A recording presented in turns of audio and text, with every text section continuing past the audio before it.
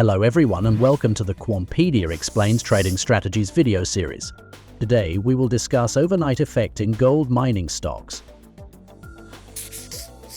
Hello everybody, my name is Radovan Vojtko, I'm CEO and Head of Research at Quantpedia. Today I would like to discuss with you the overnight effect, and then we will take a look on the dangers of using open, high, low, close data, which is very often available for free on a lot of the websites. We will especially discuss how the opening prices in these datasets are unreliable, so it's not very good to use them in actual backtesting. Firstly, the whole video is built on the article that's called The Dangers of Relying on Open, High, Low, Close Prices, the case of overnight drift in GDX ETF. The article is freely available on our blog. So firstly, what's the overnight drift, or what is the overnight effect? The overnight effect is a tendency for an asset class to increase in the price during the overnight session, so during the session when the market usually closed. That effect was found out in S&P 500 indexes and in the stocks. Here we can a nice chart, so we can see that majority of the returns or all of the returns of the S&P 500 or SPI ETF come up during the night. So if you hold S&P 500 over the night, you get all of the performance from S&P 500. If you hold it only during the day, you will get the zero performance over the last 40 years. Why it is so? The reason is because when you hold some asset during the night, the market is closed, you cannot execute your trades, you cannot sell the trades, you cannot sell your assets, and you are in the risk, and the overnight effect is compensation for this risk. Now this overnight effect is very common, so it's not just in S&P 500 or in the indexes or in the stocks. It's very common also in the cryptocurrencies. Yeah, the cryptocurrencies are open 24/7, but there are times of the day when the trading in the cryptocurrencies is low, so there are less liquid, and that's the time when you can hold the cryptocurrencies and you are compensated because the cryptocurrency is more illiquid in that time because major markets are closed. I do not mean the cryptocurrency markets, but people are sleeping, and the major equity markets, etc., are closed, so the professionals are not in the work and they are not trading also the cryptocurrencies. So there are only the bots and only the algorithms. So that's the overnight effect. If we have this overnight effect, can we find it in other assets? So that's what we tried. One of the most popular assets is gold. So we downloaded the data for GLD ETF, which is the ETF that holds the gold as an underlying, and we tried to find out the overnight effect in the gold. So what we can see is that based on the prices, on open, high, low, close prices in the gold, there is overnight effect. When we hold the GLD ETF during the day, so between the open and the close,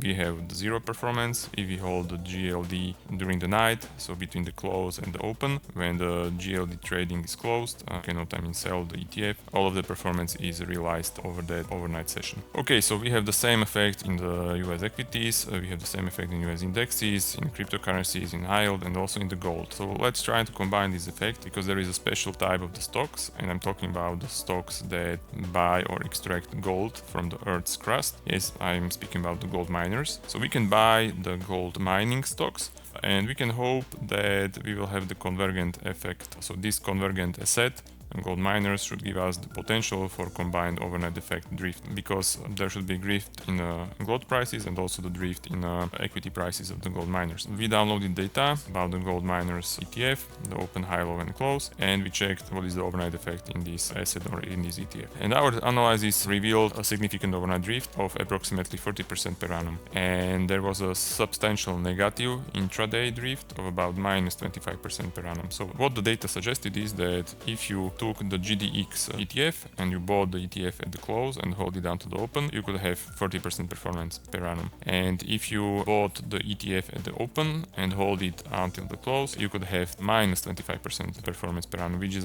those are really extreme numbers. Just looking on the numbers and just looking on the charts, we could get quick here. But for our experience, this looks too good to be true. This is like very, very strong drift and very high outperformance of the nightly session and strong underperformance of the daily session. So we have to investigate the underlying problem. So what is our experience is that the problem is usually hidden in the opening prices of the open, high, low, close dataset. Notably, the problem is with the opening price, because the opening price in the dataset usually not the market on open auction results. So it's not the price you will get when you enter the market on open order, but the price in open, high, low, close datasets is usually the first trade that's realized after the market is open. And it can be the trade with very low volume, which is totally off of the price you will get from the auction. It's not possible to get the open prices. So the prices that are in the open, high, low, close datasets are not very reliable, especially when we are talking about opening prices. So what we can do is we can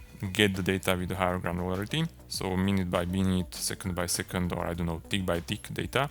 And we can check the execution assumption, so we can check what is the first price we can get reliably after the market open. So that's what we tried. So we switched to the Quant Connect environment. The Quant Connect environment gives us not just open, high, low, close prices, but we can also receive the time of change data, tick by tick data, or minute by minute, or second by second data. And we run 4 scenarios together. So scenario number 1 for SPI was buy SPI on market and close and sell it on market open. And scenario number 2 was buy SPI on market on close and sell it on 9:31, so 1 minute after the open. Why we are using the market on close? So the close is usually reliable. So the close prices in open, high, low, close data that are freely available are usually fine.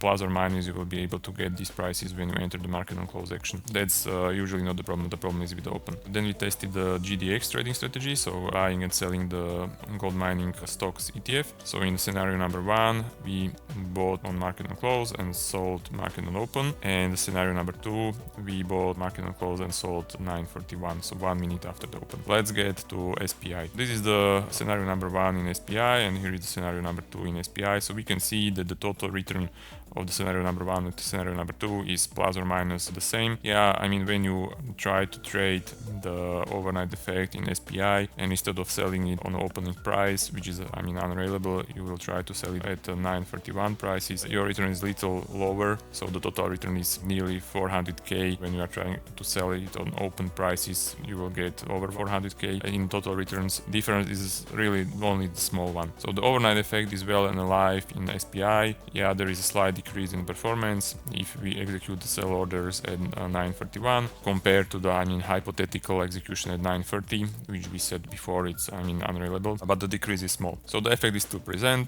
It's still true that the significant part of SPI total return over the last years is registered over the night session. And it doesn't matter if that night session ends at 9:30 or 9:31, which is, I mean, the price that you could actually get. Now let's get to GDX, which is the gold miners ETF. So scenario number 1, we backtested in Quant Connect using the opening prices. Once again, I mean, we got our portfolio from 100k to 20 million in, I don't know, 15 years. So, I mean, we could get rich based on these numbers. But, I mean, once again, these are not correct numbers. Opening prices is the first trade of the day, and you are not able to execute at this price at all. In the second scenario, we sold overnight position at 9:31. Here we can see that there is still drift, so the prices are going up. I mean, it's not 40% per annum. The overnight drift, on the other hand, in the second scenario, yields significantly more realistic outcome. So we have a strategy that has around 8% per annum performance, 40% maximum drawdown, 16% volatility. Yes, there is overnight drift in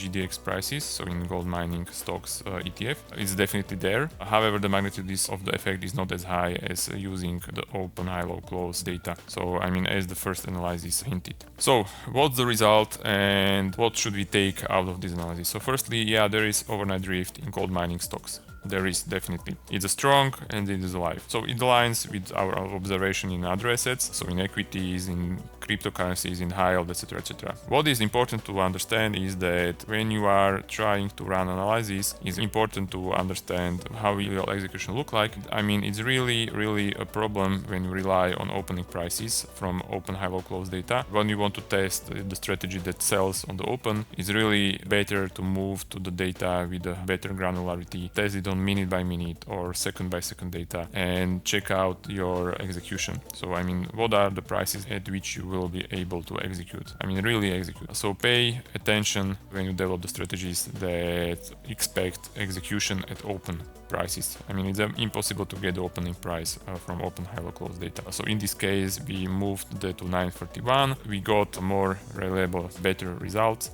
and we see that there is a drift, but it's not so strong as we expected. I mean, the strategies can be still used. It will have probably the high trading fees and high slippage, but I mean, it can be used as an overlay, or it can be part of another strategy, or it can be used as a filter, etc., etc. I mean, in the future, I will show you how to use this finding about overnight drift in gold mining stocks, how to build a strategy that doesn't trade every night, so it has lower fees, etc., etc. But we will get into that in the future. So what is the most important at the moment? What is important to take from this video is do not rely on the opening prices from open ILO close data. So thank you very much. I hope that you liked this video. All of the articles that I discussed today are freely available on our blog, so feel free to take a look on them. It can be overnight effect in high yield, overnight effect in Bitcoin, overnight effect in SPI, overnight effect in gold and gold mining stocks. Please give us the like, subscribe to our channel, and if you are interested in something, feel free to contact us on via our social media channels. Thank you very much, and I hope that you will join me in the next video. Are you interested? Then pick another video to learn more, or subscribe to Quantpedia Pro and try how our analytics and reporting significantly save time spent on quantitative research.